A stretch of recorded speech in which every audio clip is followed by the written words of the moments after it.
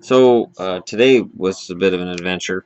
I now have the New York Islanders thirds. The fun thing with these, and I never saw this on television, is the B Brooklyn B on the side on the bottom. It's on both sides. So it's the little details. And for me with the jersey like this, it's basic black and white.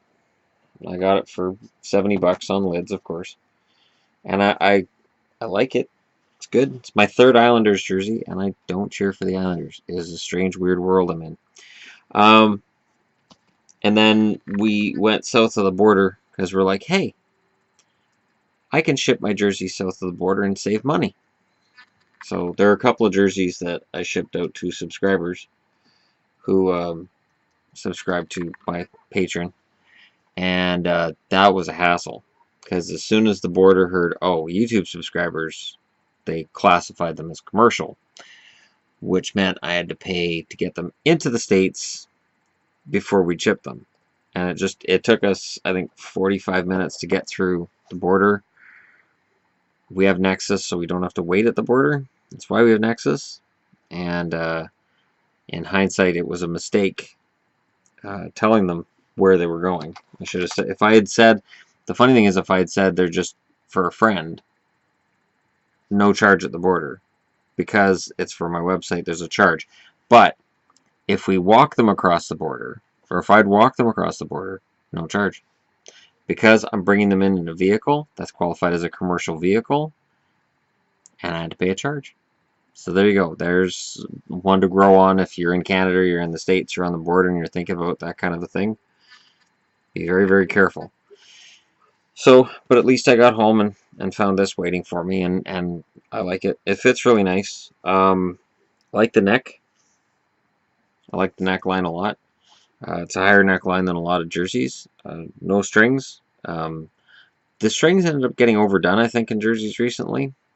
I honestly think there's some that look better without the strings. Looking at you, New York Rangers. Because I have one without the strings, and then I watch, games, and I'm like, I like it better without when it had the red, white, and blue stripes. It looked nicer. But yeah, so today was the day, and it happened, and it's done. And altogether, between going down and then having to wait at the post office, we were down there like an hour, and it's usually 5 minutes there, 5 minutes back, and we're done. So it was kind of a brutal way to end the day. But yeah, so and I think I mentioned this last night that I'd open up my Patreon account for more of the jersey giveaway items.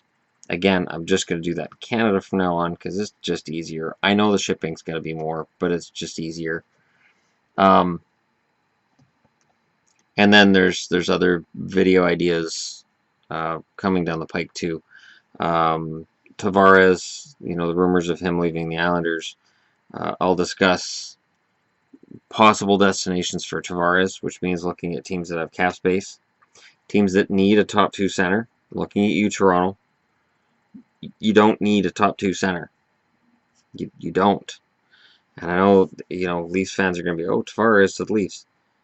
No. Because if you sign Tavares, he's going to want a long-term contract. He's going to want a lot of money. And you're going to lose Marner, Matthews, some key guy, some key young guy when their contract comes up. Whoever it is, you're going to lose him to get Tavares. And I like Tavares a lot. He's a really good player. I like Matthews more than Tavares. So stick with Matthews, stick with Marner, stick with the roster you've got. Bring in some veteran guys. You'll get to a Stanley Cup sooner or later, probably sooner. Tavares is not the gold at the end of the rainbow.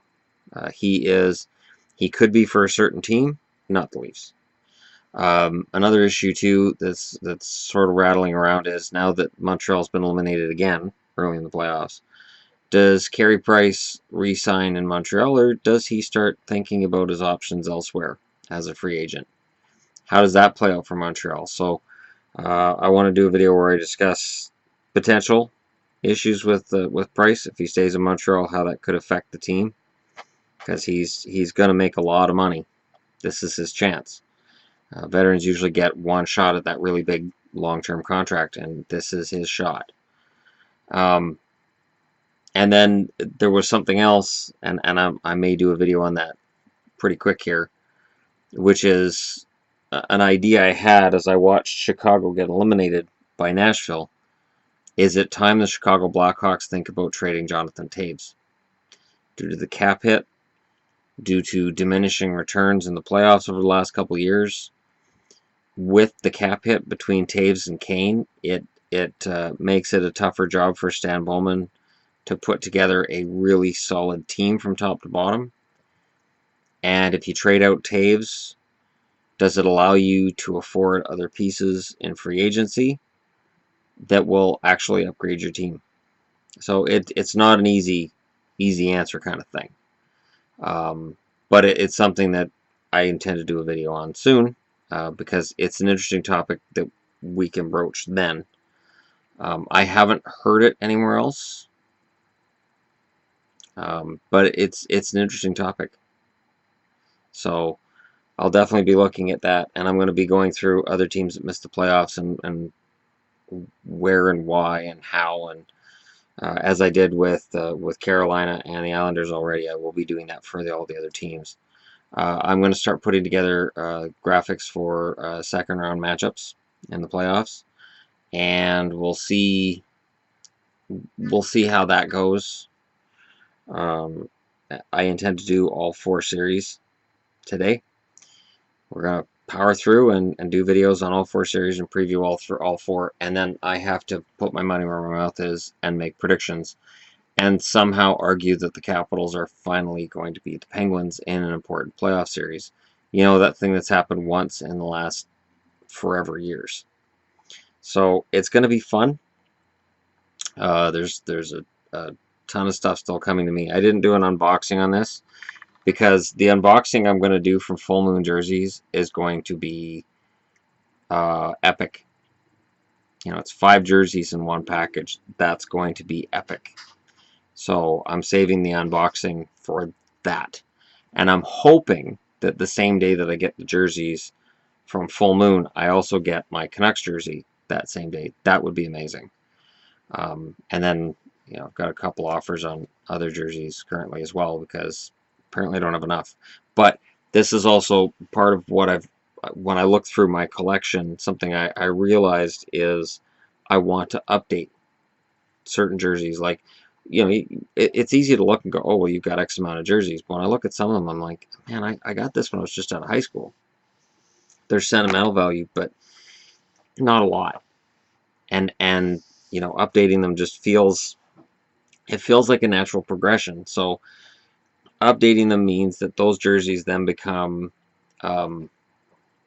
expendable.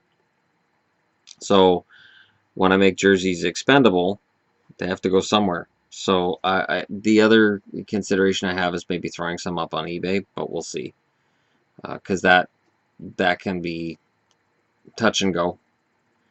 Somebody could give me a negative rating for the state of a jersey, even if I state how the jersey looks, and I'm honest about it, and there's pictures from every angle. So yeah, there's a lot of stuff going on up here. Let me know what you guys think in the comments below. Any other major storylines that you see starting to develop in terms of certain teams with certain directions or certain star players, and whether or not it's time to trade them. I honestly want to move the topic away from Matt Duchene or Gabriel Landeskog, because I'm tired of debating Landeskog and Duchene. I want to discuss other star players who could move, not ones that are going to and 100%. And I'll probably discuss Kovalchuk soon too. I'm not as excited about Kovalchuk coming back as other people may be. He wasn't fantastic the year before he left. He didn't exactly endear himself to Devils fans when he left. And we'll see how this turns out. Kovalchuk is going to generate interest, but he's not Jágr. So if anybody says, well, Jágr complained to his 40, so can Kovalchuk. Kovalchuk has never shown the amount of heart and desire that Jágr has. And there's a major difference between the two there. But let me know what you guys think. Don't forget to like and subscribe if you're browsing your way through. Picked up a ton of subscribers overnight. I intend to continue to do videos that will promote things further and continue to do things that are going to be kind of fun. And I mentioned this last night as well. I'll mention it one last time here. I'm going to start doing live stream Q&A type sessions for paid patron accounts. I'm also going to be doing that on the main channel here during hockey games when I'm doing the live streaming. But in terms of actually just dedicated Q&A, I'll be doing that probably more for the patron for now. And we'll see how it works out. And I'm just trying to do my best to balance out this channel's ability to help me get things through any income generated and make sure that I'm giving back. You know, mailing jerseys out is an expensive thing to do, whether I do it in Canada or the States. It's not cheap, and it's fun, and I'm glad I can give back to you guys. But it's one of those, you know, there has to be a balance there too. So I'm working as best I can to strike that balance, and yeah, we'll see how it goes. This is one of those I'm learning as I go things. It was weird being treated by the border as if I'm a company.